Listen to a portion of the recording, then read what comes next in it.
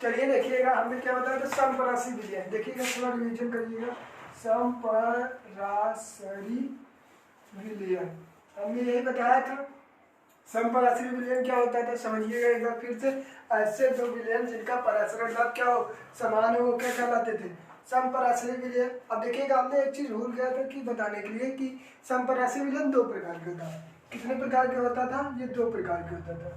ये दो प्रकार का होता है समझिएगा। पहले एक होता है अति समपरासरी विलयन और एक होता है अल्प। क्या होता है, अल्प समपरासरी विलयन। समझिएगा अति और अल्प।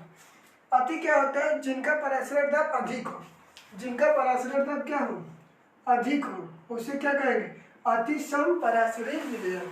अगर जिनका परासरण दर क्या हो, कम हो, जिनका परासरण दर कम हो, उन्हीं को क्या कहा जाएगा, अल्प समपरासरी विलयन। अगर पूछा जाए तो समपरासरी विलयन क्या होता है, समझिएगा ऐसे दो विलयन जिनका परासरण दर क्या हो समान हो, उन्हीं को क्या कहा जाता है, समपरासरी विलयन। अब देखिएगा समपरासरी विलयन दो प्रकार का होता है, एक अति समपरासरी और एक होता है अल्प। अल्प मतलब समझिएगा नाम में ही रखा, अल्प मतलब कम यानी कम, और देखिएगा अति मतलब अधिक। समझिएगा जिनका परासरण दर क्या हो, अधिक हो, उन्हीं को क्या कहेंगे, अति समपरासरी विलयन। और जिनका परासरण दर क्या हो, कम, उन्हीं को क्या कहा जाएगा, अल्प समपरासरी विलयन। ये रहा आपका क्लियर हो गया। अब समझिएगा अब परासरण दाब पे न्यूमेरिकल करिएगा। क्या करेंगे, परासरण दाब पे न्यूमेरिकल। देखिएगा हमने दो न्यूमेरिकल लिखा, अब देखते हैं कैसे करेंगे।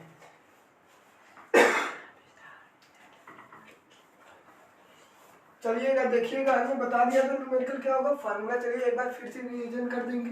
पहले देखिएगा किसका किसका वैल्यू दिया, 17 डिग्री सेंटीग्रेड दिया है ना। 17 डिग्री हमने बताया था, जब भी ताप देता है टी मतलब डिग्री सेंटीग्रेड में, किसकी वैल्यू दिया, टी का 17 डिग्री। और हमने बताया था इसे क्या करेंगे, केल्विन में चेंज करेंगे, कितना हो जाएगा 273 ऐड करना पड़ेगा। अब जोड़ दीजिएगा कितना हो जाएगा 290। कितना आएगा 290। क्या किसमें आएगा, केल्विन में। किसमें आएगा, केल्विन। अब पढ़िएगा सुक्रोज। देखिएगा सुक्रोज ये चीनी रहा, यानी अणुभार निकाल लीजिएगा इसका 342 आएगा। कितना आएगा, अणुभार निकाल लीजिएगा। हमने बताया ये अणुभार कैसे निकलेगा। अब समझिएगा। अब देखिएगा ये विलय पदार्थ की ग्राम में मात्रा हो गया। जब ग्राम में दिया है ना तो विलय पदार्थ की ग्राम में मात्रा, यानी किसका वैल्यू दिया, W का। किसका वैल्यू दिया, W का। W कितना दिया, 1.75 ग्राम। और कुछ लिया, हाँ ये देखिएगा आयतन दिया। क्या दिया है, आयतन, यानी ml में दिया है 150 ml दिया है। इसे क्या करिएगा, लीटर में चेंज कर दीजिएगा। 150 डिवाइड बाई क्या हो जाएगा 1000। एक जीरो से एक जीरो कैंसिल, क्या हो पहले 15/1000 बचेगा, बस इतना ही बचेगा। अब देखिएगा किसका वैल्यू दिया है। देखिए जब में विलय किया गया तो परासरण दाब की गणना कीजिए। आर का वैल्यू, एक गैस नियतांक होता है ना, इसका वैल्यू फिक्स रहेगा। आर की वैल्यू कितना दिया 0.0821। इसका वैल्यू हर जगह फिक्स रहता है, ये वैल्यू दिया रहता है। अब समझिएगा फार्मूला कौन सा लगेगा, हमने परासरण दाब पढ़ाया था तो उसमें बताया था।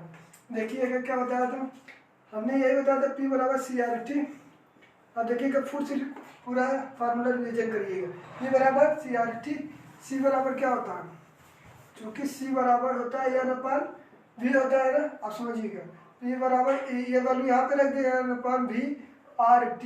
आप जानते हैं मोलों की संख्या n बराबर क्या होता है, W बाई m होता है। अब वैल्यू यहाँ रख दीजिएगा, P बराबर क्या हो जाएगा W बाई क्या हो जाएगा WRT और क्या हो जाएगा m इंटू V।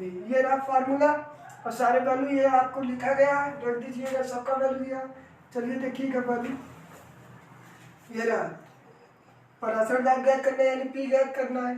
चलिएगा 290 हो गया, सॉरी W का वैल्यू कितना दिया है, ये समझिए। ये डब रहा है W कितना है 1.75 इंटू R का वैल्यू ये दिया है 0.0821। इतना वैल्यू हो गया। अब समझिएगा अब किसका वैल्यू दिया, T भी दिया है 290 हो गया। आप समझिएगा यम का वैल्यू 342 हो गया। अब देखिएगा V का वैल्यू कितना दिया 15/100, ये हो गया 100 ऊपर चला जाएगा।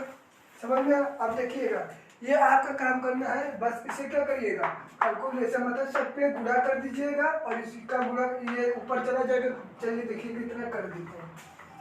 ये बराबर क्या हो जाएगा, 1.75 गुणे 0.082 इंटू 290 बटे क्या हो जाएगा 342 342 इंटू 15 100 ऊपर चला जाएगा, 100 को मल्टीप्लाई कर दीजिए। अब जब इतना पूरा गुणा भाग करेंगे तो आंसर कितना आएगा 0.81। जब पूरा करेंगे आंसर इतना ही आएगा। और किसमें आएगा, पराशर दाब को एटीएम मतलब वायुमंडलीय दाब। समझ में आया? ये आपको करना पड़ेगा कैलकुलेशन। चलिए देखिएगा, अब ये वाला क्वेश्चन देखते हैं पराशर दाब से। एक क्वेश्चन और देख लीजिएगा। अब देखिएगा आपके दिमाग में क्वेश्चन पूछे, क्या हर बार पराशर दाब पूछा जाएगा? जरूरी नहीं होता। कभी कभी डब्ल्यू भी पूछ सकता है, आर भी पूछ सकता है, टी भी पूछ सकता है, एम भी पूछ सकता है और भी पूछ सकता है। तो क्या करिएगा, फार्मूला के बस इधर से उधर कर दीजिएगा, सबका आंसर आ जाएगा। अब समझिएगा ये वाला क्वेश्चन। चलिए देखिएगा इसका क्वेश्चन क्या होगा। ये 0 डिग्री दिया है ना सेल्सियस, यानी टी की वैल्यू दिया 0 डिग्री। कितना दिया, अब इसमें क्या करें, केल्विन में जोड़ने के लिए क्या करें 273 ऐड करना पड़ेगा। कितना हो जाए, केल्विन 273 हो जाएगा।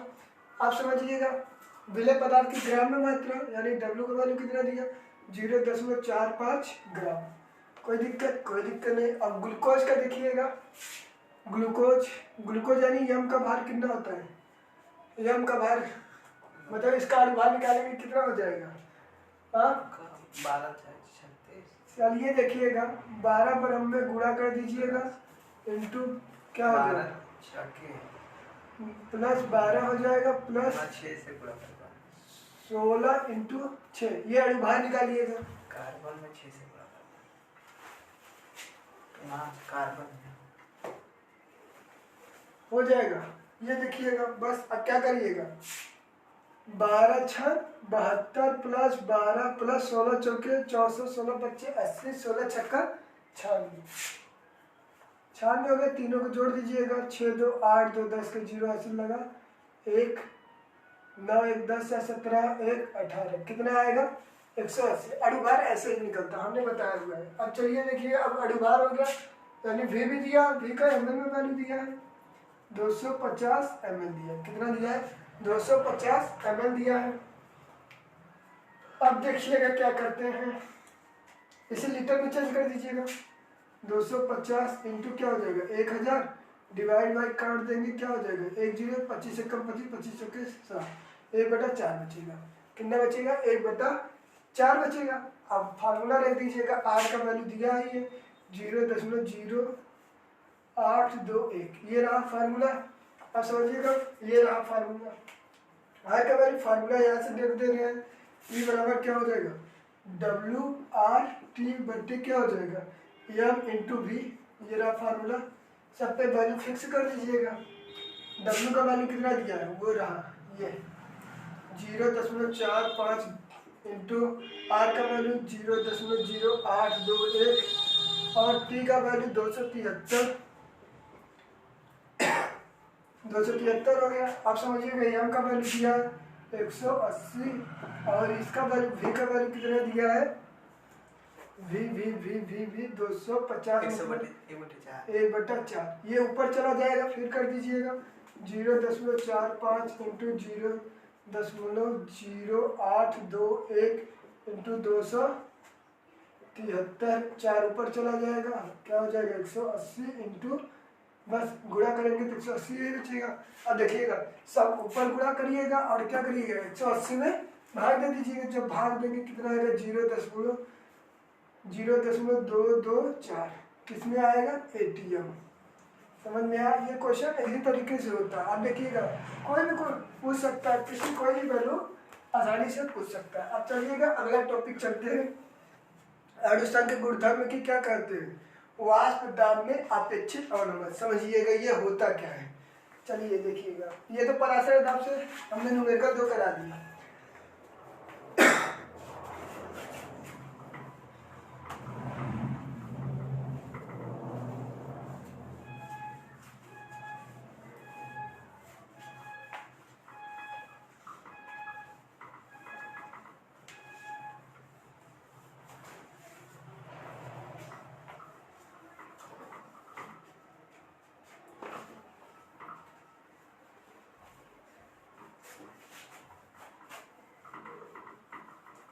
चलिएगा देखिएगा दूसरा टॉपिक कौन सा है समझिएगा।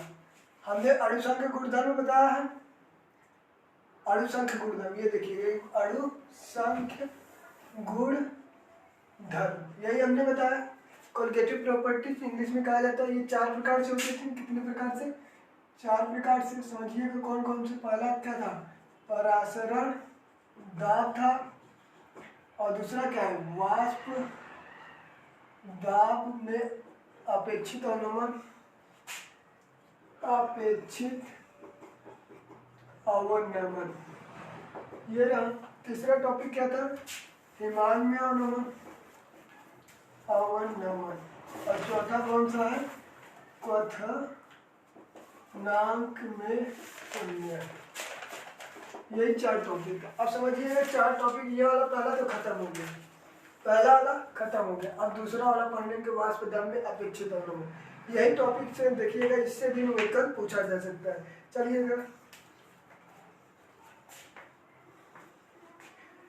चलिए देखते हैं फिर इसी को।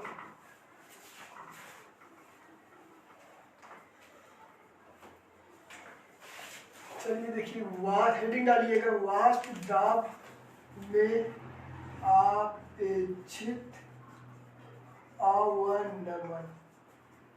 ये रहा वाष्प दाब में अपेक्षित अवनमन। अब देखिएगा वाष्प दाब में वाष्प जानते क्या होता है?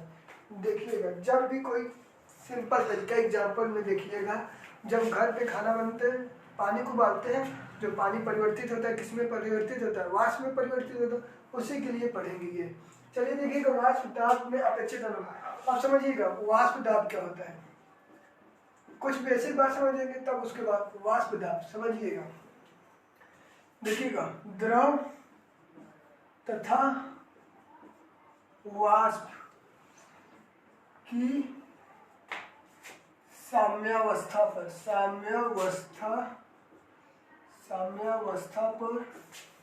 द्रव द्वारा, देखिएगा समझिएगा, द्रव तथा वाष्प की साम्यावस्था पर वाष्प द्वारा करिएगा, वाष्प द्वारा द्रव की सतह पर लगाया गया दाब वाष्प दाब कहलाता है। यही होता है। कहने का मतलब ये था द्रव तथा वाष्प। कैसे समझेंगे?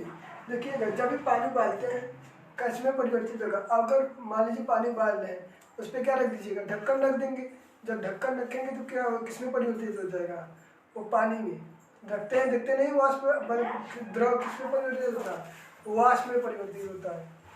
वाष्प में परिवर्तित होता है। आप समझिएगा घरेलू एग्जाम में, मतलब जितने भी पानी होते हैं परिवर्तित होता है वाष्प में। अगर आप द्रव देखना चाहते हैं तो ऊपर क्या कुछ न कुछ लगा दीजिएगा, कोई भी परत या तो ढक्कन लगा दीजिएगा कुछ भी, तो उसी को क्या कहा जाता है? वाष्प दाब। कहने का मतलब सिंपल है, द्रव तथा वाष्प की साम्यावस्था। मतलब समझिएगा साम्यावस्था का मतलब, साम्यावस्था मतलब एकदम बराबर। जब द्रव तथा वाष्प एकदम बराबर हो जाएंगे तो वाष्प द्वारा द्रव की सतह पर लगाया गया दाब क्या कहलाएगा? वाष्प दाब। का कुल मिला के वाष्प ही लगाता है। देखिएगा समझिएगा। अब जैसे हमने एक पात्र लिया, इसमें क्या डाले? पानी। चलिए ठीक है, पानी ले लिया। अब क्या करिएगा? इसे हीट कर रहे हैं। जब हीट कर रहे हैं समझिएगा ये वाष्प में परिवर्तित हो रहा है, वाष्प में परिवर्तित होगा। अब देखिएगा इसी के ऊपर एक क्या कर रहे हैं? परत या कुछ किसी चीज से ढक देते हैं, तो ये कहाँ जाएगी? इस वाले में लड़ेगा। अब जब लड़ेगा तो इसमें कुछ ना कुछ दाब लगाएगा। यही जो दाब लगाता है इसी को क्या कहा जाता है? वाष्प दाब कहलाता है। अब कौन लगा रहा है? वाष्प लगा रहा है। देखिए ऊपर जा रहा है वाष्प, द्रव की सतह पे लगाएगा, वो नीचे की तरफ लगाएगा, इसी को क्या कहा जाता है? वाष्प दाब करते हैं। अब एक चीज और समझिएगा, बेसिक कॉन्सेप्ट, तभी आपको समझ में आएगा। चलिए देखिएगा, इसमें एक चीज वाष्पशील विलय समझिएगा, वाष्पशील विलय, और दूसरा समझिएगा अवाष्पशील विलय। ये थोड़ा इसमें मिलाएंगे। ये क्या होता है? चलिए देखिए, जो आसानी से वाष्पशील विलय किसे कहेंगे? जो आसानी से वाष्पित हो जाए उसे क्या कहेंगे? वाष्पशील विलय। जो आसानी से वाष्पित न हो उसे क्या कहेंगे? अवाष्पशील विलय। पूछा गया क्या होता है? जो आसानी से मतलब कि तुरंत ही उबल जाए उसी को क्या कहेंगे? वाष्पशील। और जो आसानी से न हो पाए उसे क्या कहेंगे? अवाष्पशील विलय। समझ में एकदम? देखिएगा ये टॉपिक फिर से समझिए। वाष्प दाब में आप अपेक्षित ये टॉपिक है। और पूछा जाए तो वाष्प, पहले ये समझिएगा वाष्प दाब क्या होते हैं, उसके बाद समझिएगा कुछ इसमें मिलाएंगे पीले तो वो उस किस टाइप का रहेगा? अवाष्पशील रहता है। कौन सा रहता है? अवाष्पशील। समझिएगा द्रव तथा वाष्प की साम्यावस्था पर वाष्प द्वारा लगाया गया दाब वाष्प दाब कहलाता है। आप समझिएगा वाष्पशील विलय जो आसानी से वाष्पित हो जाए उसे वाष्पशील, और जो आसानी से वाष्पित न हो उसे क्या कहेंगे? अवाष्पशील विलय। अब चलिएगा अगला टॉपिक समझिएगा। वाष्प दाब में अवनमन। अवनमन।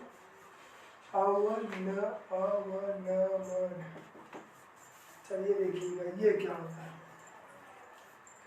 समझिएगा ये बहुत इंटरेस्टिंग है। देखिएगा एक हमने पात्र लिया, क्या लिया? एक हमने पात्र लिया। अब पात्र में क्या डालेंगे?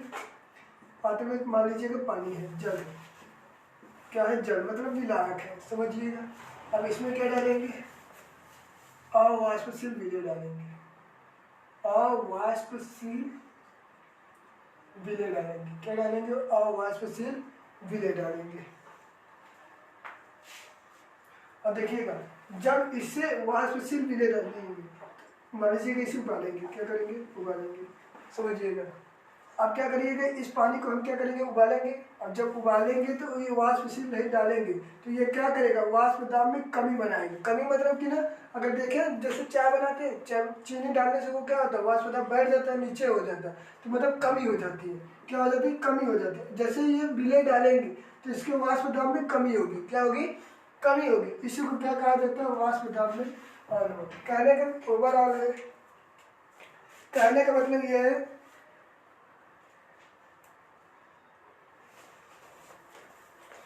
कहने का मतलब यह सिंपल तरीका है, जब किसी विलयन में अवाष्पशील विलय डालते हैं तो विलयन के वाष्प दाब में जो कमी आती है उसी को क्या कहा जाता है? वाष्प दाब में अवनमन। इसे डेल पी से प्रदर्शित करते हैं। किससे? डेल पी से प्रदर्शित करते हैं। समझिएगा चलिए लिख देते हैं। चलिए देखते हैं, लिखिए।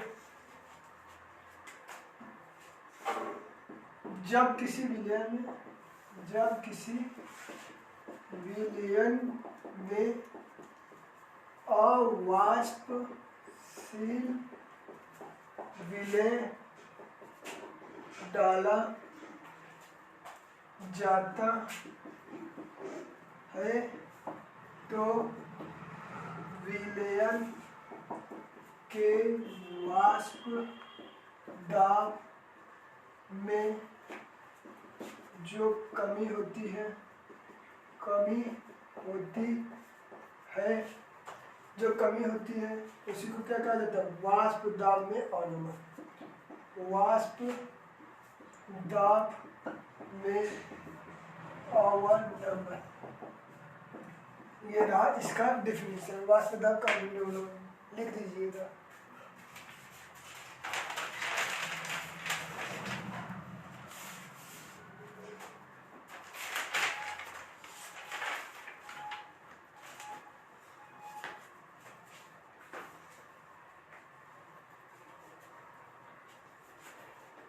चलिए देखिए एक लाइन देखिएगा। माना, आप समझिए फार्मूला बनाते हैं। माना शुद्ध विलायक का वाष्प दाब, शुद्ध विलायक का वाष्प दाब डेल क्या है? P not. क्या है? अब मान लीजिए शुद्ध विलायक का वाष्प दाब किससे माप रहे हैं? पी से। कहने का मतलब ये पात्र था, अब इसमें अवाष्पशील विलय नहीं डाले हैं तो इसका क्या होगा? वाष्प दाब को हमने किससे मान लिया? पी नॉट से। अब देखिएगा, अब देखिए अवाष्पशील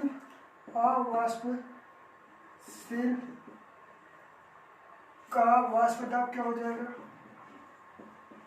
या तो क्या कर सकते हैं? विलयन का वाष्प दाब, या तो आप विलयन का वाष्प दाब करिए। का वाष्प दाब क्या हो जाएगा, पी एस से प्रदर्शित करते हैं। किससे प्रदर्शित करेंगे, पी एस। अब समझिएगा ज़्यादा ये हमेशा माइनस की ज़्यादा वाले से कम से होता है। मतलब पहले क्या था, ज़्यादा था, अवाष्पशील डाला तो कमी हो गई, तो किसमें से घटाएंगे, अवाष्प दाब में अपेक्षित अनुमान को डेल पी से प्रदर्शित करते हैं। तो डेल पी बराबर क्या हो जाएगा, P naught minus P S. ये रहा एक फॉर्मूला। इसी से क्या होगा, आपका न्यूमेरिकल होगा।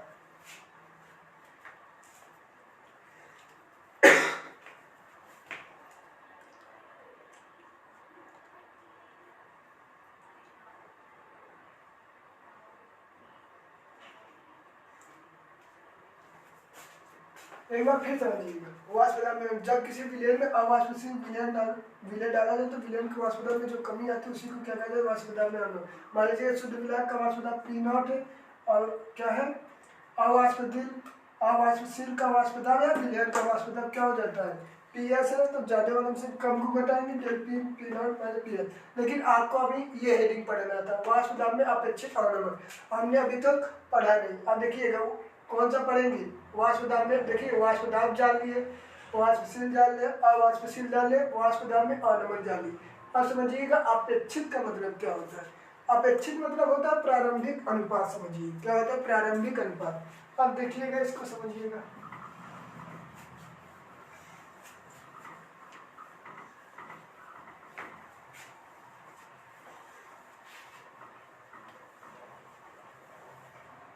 चलिए देखिएगा वाष्प दाब में अपेक्षित अनुपात, वाष्प दाब में अपेक्षित अवनमन। देखिएगा वाष्प दाब में अपेक्षित अवनमन क्या होता है, अपेक्षित अवनमन। चलिए देखिएगा क्या किसे कहते हैं। देखिएगा किसी भी विलयन के वाष्प दाब में अवनमन उसके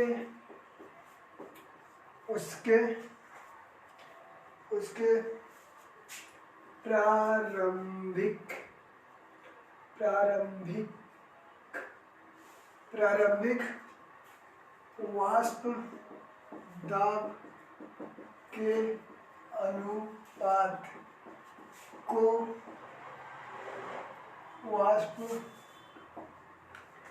वाष्प दाब में अपेक्षित अवनमन कहते हैं। अवनमन कहते हैं। अब देखिए कहने का मतलब ये था, किसी विलयन का वाष्प दाब में अवनमन, समझिए किसी विलयन का वाष्प दाब में अवनमन हमने क्या पढ़ाया, अभी देखिएगा यही पढ़ाया है। डेल पी बराबर क्या पढ़ाया है, P naught minus P S, P naught minus P S, but यही पढ़ाया है। अब समझिए इसे तुरंत आप चुटकियों में समझ सकते हैं। देखिए किसी विलयन का वाष्प दाब में अवनमन उसके प्रारंभिक वाष्प दाब के अनुपात का कहा जाता है वाष्प दाब में अपेक्षित अवनमन। देखिएगा मान लीजिएगा हमने एक पात्र लिया, समझिएगा इसमें क्या डाले, अवाष्पशील विलय डाले थे। अब क्या करेंगे, ये कह रहा है अवाष्पशील नहीं, इसके प्रारंभिक मतलब उसका विलायक का वाष्प दाब में, शुद्ध विलायक का वाष्प दाब किससे लिखे थे, पी नॉट से। अनुपात मतलब क्या होता है, बट्टा। अनुपात मतलब क्या होता है, बट्टा।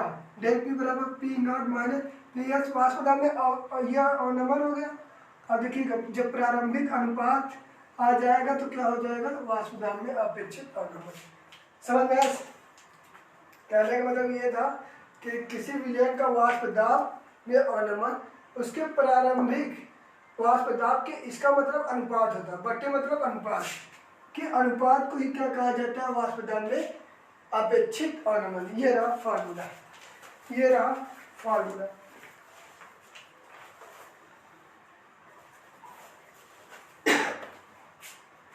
चलिएगा एक टॉपिक और समझिएगा, इसके बाद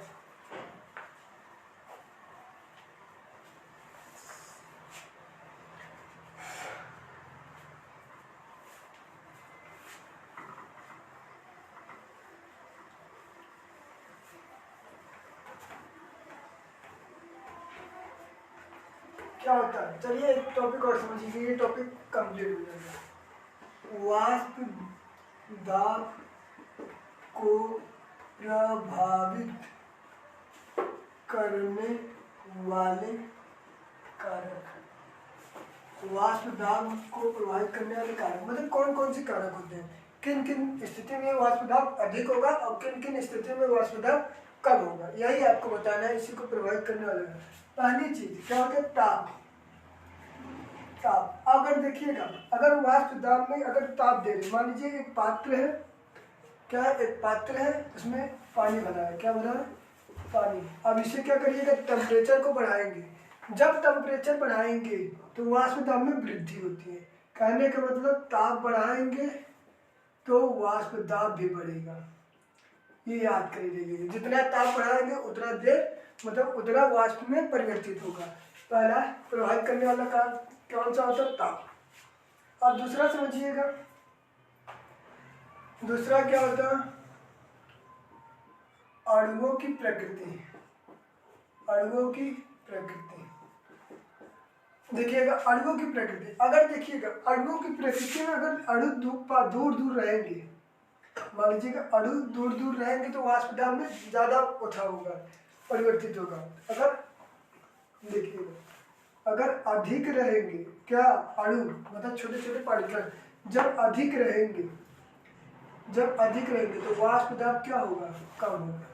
क्यों कम होगा? कंडीशन होता है। अगर मान लीजिएगा ये देखिएगा सॉलिड सॉलिड ये अधिक पास पास है, अणु क्या अधिक है। अब इसे पानी में जब घोलेंगे तो ये पहले इसमें इसे तोड़ेगा, मतलब गति ऊर्जा अलग। अब जब दूर रहते हैं तो विलयन क्या होता है? ऐसे गति हमेशा करता रहता है, इसीलिए वाष्प दाब में क्या होता है? कमी। जब अधिक रहेंगे अणु तो वाष्प दाब क्या होगा? कम। और जब अणु क्या होंगे? कम रहेंगे तो वाष्प दाब क्या होगा? अधिक होगा। तीसरा चीज समझिए, क्षेत्रफल पर भी डिपेंड करता है। पृष्ठ का क्षेत्रफल, पृष्ठ का क्षेत्रफल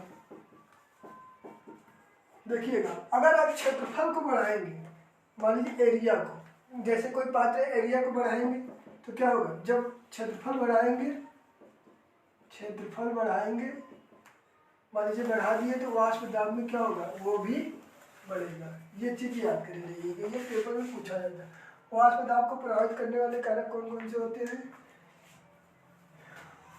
यही होता है ताप, अणुओं की प्रकृति और पृष्ठ क्षेत्रफल। ये तीनों याद कर लीजिएगा बस।